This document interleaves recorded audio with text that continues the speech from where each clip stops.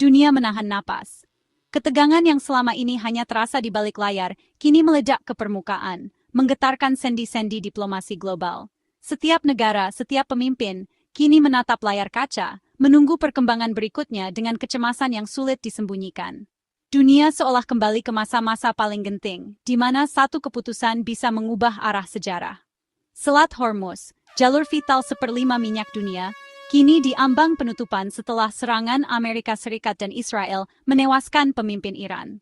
Selat sempit ini, yang selama puluhan tahun menjadi nadi perdagangan energi global, tiba-tiba berubah menjadi titik api yang mengancam stabilitas dunia. Setiap kapal tanker yang melintas kini menjadi simbol ketidakpastian, dan setiap negara pengimpor minyak mulai menghitung ulang cadangan mereka dengan penuh kekhawatiran. Harga minyak melonjak tajam, memicu kepanikan di pasar global. Para analis ekonomi memperingatkan, lonjakan ini bisa memicu gelombang inflasi baru di seluruh dunia. Washington pun bergerak cepat, menuntut Eropa mengirim kapal perang untuk mengamankan selat, demi menjaga pasokan energi tetap mengalir. Ketegangan di pasar keuangan pun tak terelakkan, dengan investor yang berlomba-lomba mencari perlindungan. Presiden Trump menegaskan, ini ujian solidaritas. Menurutnya, Eropa harus ikut bertanggung jawab, bukan hanya menikmati keamanan yang dijaga Amerika. Dalam pidatonya yang penuh tekanan, Trump menuntut komitmen nyata dari sekutu-sekutunya, menegaskan bahwa dunia barat harus bersatu menghadapi ancaman bersama. Ia memperingatkan, jika Eropa ragu, maka kredibilitas aliansi transatlantik dipertaruhkan. Namun, di Eropa, permintaan ini justru dianggap sebagai undangan ke konflik yang tak diinginkan. Banyak anggota parlemen dan pemimpin politik merasa, mengirim armada ke Selat Hormuz sama saja dengan menyalakan api perang yang bisa meluas ke seluruh kawasan. Kekhawatiran akan dampak jangka panjang dan risiko bagi warga sipil menjadi perdebatan sengit di ruang-ruang parlemen. Para pemimpin di Brussels, Berlin, Paris, dan London khawatir terseret ke perang langsung dengan Iran, konsekuensinya tak terbayangkan.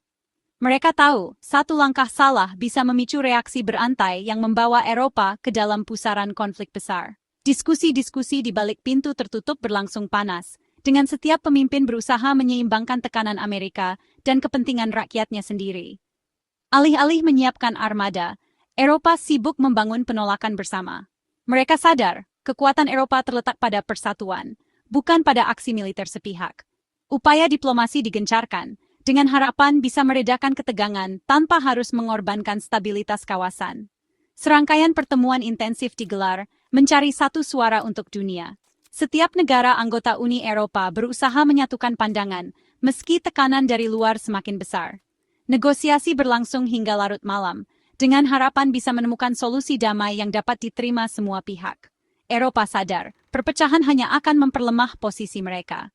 Jika mereka gagal bersatu, bukan hanya kredibilitas Eropa yang dipertaruhkan, tapi juga masa depan keamanan global. Setiap keputusan kini diambil dengan penuh pertimbangan, karena taruhannya adalah perdamaian dunia. Sikap yang mereka ambil akan mendefinisikan posisi Eropa di salah satu krisis internasional paling berbahaya dekade ini. Dunia menunggu, apakah Eropa akan memilih jalan diplomasi, atau terpaksa ikut terseret dalam pusaran konflik yang tak diinginkan siapapun. Jawaban Eropa datang cepat dan tegas. Dalam hitungan jam setelah eskalasi di Timur Tengah, para pemimpin Uni Eropa langsung menggelar pertemuan darurat. Mereka sadar, dunia menanti sikap mereka, apakah Eropa akan mengikuti jejak Amerika Serikat atau memilih jalannya sendiri. Setelah pertemuan di Brussels, Kepala Kebijakan Luar Negeri Uni Eropa, Kaja Kallas, menyatakan dengan lantang, ini bukan perangnya Eropa. Pernyataan ini bukan sekadar retorika, tapi sinyal kuat bahwa Eropa ingin menjaga jarak dari konflik yang dipicu oleh pihak lain. Eropa menolak terlibat aksi militer terhadap Iran, menegaskan kemandirian kebijakan luar negeri. Mereka menegaskan, keputusan untuk tidak mengirim pasukan atau kapal perang adalah hasil pertimbangan matang, bukan sekadar reaksi spontan. Para pemimpin Eropa melihat eskalasi ini sebagai akibat kebijakan unilateral AS, mereka tak mau menanggung akibatnya. Banyak yang menilai, jika Eropa ikut campur, justru akan memperluas konflik dan memperburuk situasi di kawasan. Konsensus dibangun susah payah, memastikan tak ada negara yang membelot. Proses negosiasi berlangsung alot, dengan setiap negara anggota menyuarakan kekhawatiran dan kepentingan masing-masing. Namun akhirnya mereka sepakat untuk bersatu dalam satu suara. Dari Jerman hingga Yunani, semua sepakat konfrontasi militer bukan solusi. Negara-negara besar seperti Prancis dan Italia juga menegaskan pentingnya diplomasi dan dialog, bukan kekuatan senjata. Melibatkan Angkatan Laut Eropa hanya akan memperburuk situasi. Mereka khawatir pengerahan militer justru memicu reaksi balasan dan memperpanjang ketegangan di kawasan yang sudah rapuh. Penolakan ini menandai pergeseran besar. Eropa kini berani mengambil sikap berbeda dari Washington. Untuk pertama kalinya dalam beberapa dekade, Eropa menunjukkan kemandirian dalam menentukan arah kebijakan luar negerinya sendiri. Mereka memilih diplomasi dan stabilitas, bukan jalan peperangan. Dengan langkah ini, Eropa berharap dapat meredakan ketegangan dan menjadi penengah, bukan pihak yang memperkeruh konflik global.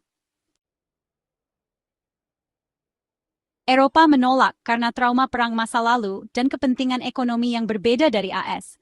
Mereka takut krisis pengungsi baru dan dampak ekonomi akibat penutupan Selat Hormuz. Eropa lebih memilih jalur diplomasi dan misi defensif, bukan operasi militer ofensif. Ketidakpercayaan pada strategi Trump juga jadi alasan utama. Bagi Eropa, bergabung dengan koalisi AS terasa seperti cek kosong untuk petualangan militer tanpa arah.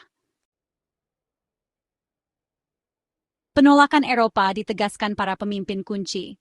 Dalam menghadapi tekanan internasional dan permintaan dari sekutu utama seperti Amerika Serikat, para pemimpin Eropa menunjukkan sikap tegas dan kompak. Mereka menolak untuk terlibat dalam konflik yang tidak sejalan dengan kepentingan rakyat mereka sendiri. Kanselir Jerman Friedrich Merz menolak permintaan Trump, menekankan solusi politik dan deeskalasi. Merz menegaskan bahwa Jerman tidak akan terlibat dalam aksi militer ofensif dan lebih memilih jalur diplomasi untuk meredakan ketegangan. Ia juga menyoroti pentingnya menjaga stabilitas kawasan Eropa dan menghindari provokasi yang bisa memperburuk situasi. Inggris, lewat PM Keir Starmer, menegaskan tak akan ikut perang, membatasi peran hanya pada operasi defensif. Starmer menekankan bahwa Inggris akan tetap berkomitmen pada keamanan Eropa, namun tidak akan mengambil langkah yang dapat memicu eskalasi konflik. Ia juga mengajak negara-negara lain untuk fokus pada upaya perdamaian dan dialog. Italia menegaskan misi Angkatan Laut Eropa hanya untuk perlindungan, bukan konfrontasi. Pemerintah Italia menolak segala bentuk operasi militer yang bersifat ofensif dan menegaskan bahwa kehadiran mereka di kawasan hanya untuk melindungi jalur perdagangan serta memastikan keselamatan warga sipil. Belanda dan Yunani juga menolak, menyebut operasi militer di kawasan terlalu berisiko. Kedua negara ini menilai bahwa keterlibatan militer hanya akan memperbesar potensi konflik dan membahayakan stabilitas regional. Mereka lebih memilih mendukung upaya diplomasi dan kerjasama internasional. Denmark dan Polandia pun berhati-hati, meminta jalur resmi NATO dan deeskalasi. Mereka menekankan pentingnya koordinasi dengan aliansi internasional dan menolak langkah sepihak yang bisa memicu ketegangan lebih lanjut.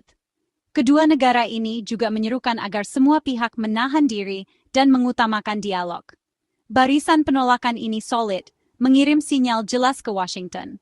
Para pemimpin Eropa menunjukkan bahwa mereka bersatu dalam menolak tekanan eksternal dan berkomitmen menjaga kepentingan bersama. Sikap ini memperlihatkan kekuatan solidaritas di antara negara-negara Eropa.